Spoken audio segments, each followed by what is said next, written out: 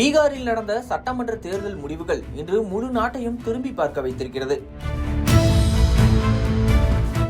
எண்ணிக்கை தொடங்கிய சில நிமிடங்களிலேயே என்டிஏ கூட்டணி வேகமாக முன்னிலையில் சென்று 243 இடங்களில் 200க்கும் மேற்பட்ட இடங்களை கைப்பற்றிவிட்டது. இதனால் பீகாரின் அடுத்த அரசு மீண்டும் என்டிஏ கூட்டணியின் நிதிஷ்குமார் ஆட்சி என்பதும் தெளிவாகிவிட்டது. மறுபுறம் இந்தியா கூட்டணி குறிப்பாக ஆர்ஜேடி இந்த தேர்தலில் பெரிய வெற்றியை எதிர்பார்த்திருந்தாலும் முடிவுகள் முழுக்க அவர்களை அதிர்ச்சி அடைய வைத்துள்ளது.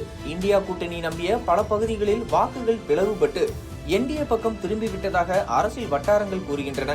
முடிவுகள் வெளியாகும் நேரத்தில் இந்தியா கூட்டணியின் முக்கிய தலைவர்கள் ராகுல் காந்தி மற்றும் பிரியங்கா காந்தி இந்தியாவிலேயே இல்லை. ராகுல் காந்தி ஒரு நாட்டிலும் பிரியங்கா காந்தி மற்றொரு நாட்டிலும் இருப்பது சமூக வலைதளங்களில் பெரிய விவாதத்தை கிளப்பியுள்ளது. தேர்தல் முடிவு நாளன்று கூட்டணியின் முக்கிய தலைவர்கள் வெளிநாட்டிலா என நெட்டிசன்கள் கேள்வி எழுப்புகின்றனர். பார்வையாளர்களுக்கு தெரிவது போல பீகார் தேர்தல் ஒரு சாதாரண மாநில தேர்தல் அல்ல. இந்த தேர்தல் 2029 நாடாளுமன்ற தேர்தலுக்கான முதல் சிக்னல் என்று அனைத்து கட்சிகளும் எதிர்பார்த்தன. மேலும் இந்தியா கூட்டணியின் பல்வேறு எதிர்ப்புகளுக்கு பின் எஸ்ஐஆர் கணக்கெடுப்பு நடந்த பின்பு இந்த தேர்தல் நடந்துள்ளது.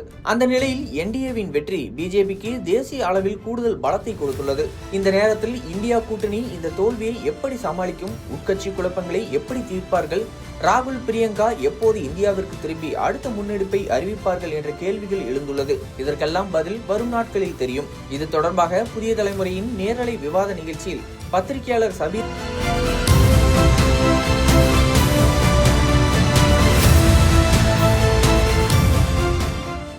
நீங்க தேர்தல் நடந்துகிட்டே இருக்கிற சமயத்துல ராகுல் காந்தி வெளியூர்ல இருக்காரு. இன்னைக்கு கூட தேர்தல் முடிவுகள் வருகிறது. அவர் யூரோப்ல இருக்காரு, பிரியங்கா காந்தி நியூயார்க்ல இருக்காங்க. அப்போ அந்த சீரியஸ்னஸ் இருக்குல்ல, ஒரு தேர்தலை எவ்வளவு சீரியஸா எடுத்துக்கிறாங்க அப்படின்றது இதெல்லாம் ஒரு அளவுகோலாக இருக்கிறது அப்படின்னு நான் பாக்குறேன்.